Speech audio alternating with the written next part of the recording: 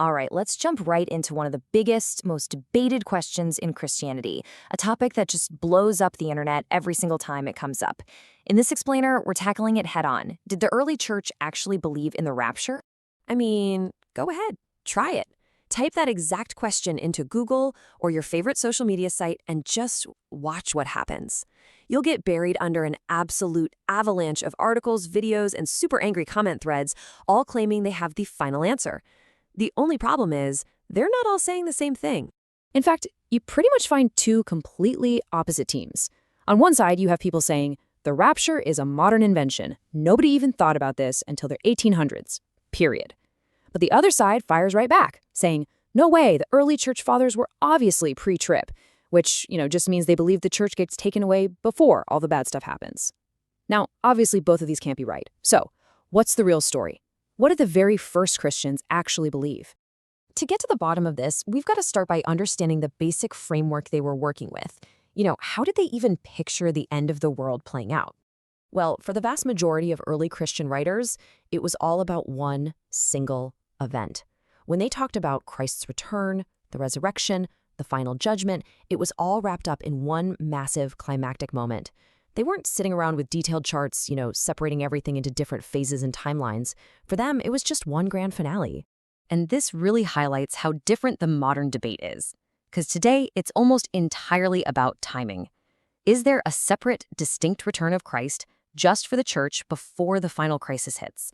Or is everything bundled together at the very, very end? That's the question that really separates most views today.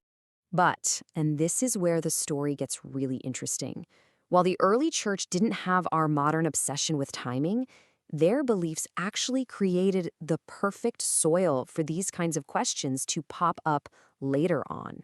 Okay, so we need to get one key term straight: premillennialist. It sounds super technical, but it's pretty simple. It's just someone who believes that Jesus will physically return to Earth before he sets up a literal 1,000-year kingdom right here on this planet. And listen, this wasn't some fringe idea held by a couple of guys. We're talking about a significant number of the most influential leaders in the early church. People like Barnabas, Papias, Justin Martyr, Irenaeus, Tertullian, the list just keeps going. This was a major mainstream viewpoint in those first few centuries.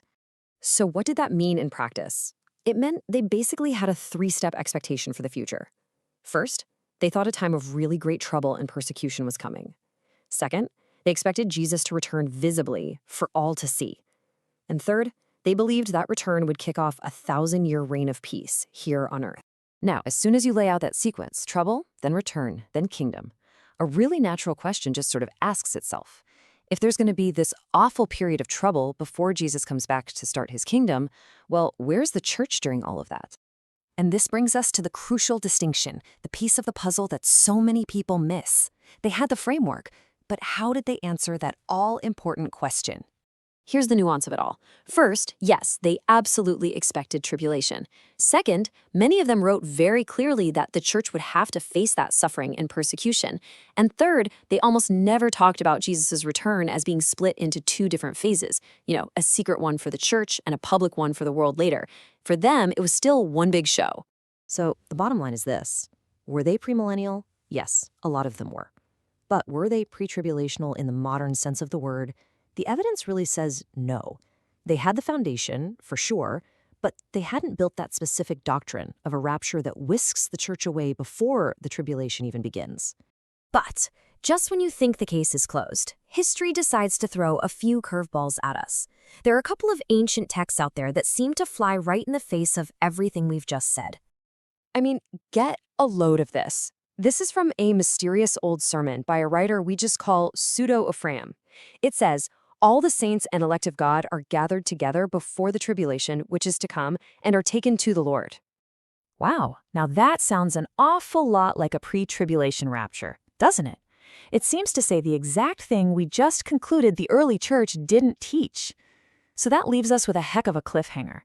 In part 2, we're going to investigate that sermon, along with some really puzzling statements from another church father, Irenaeus, and we're going to ask the big question.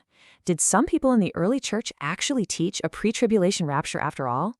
You're not going to want to miss this.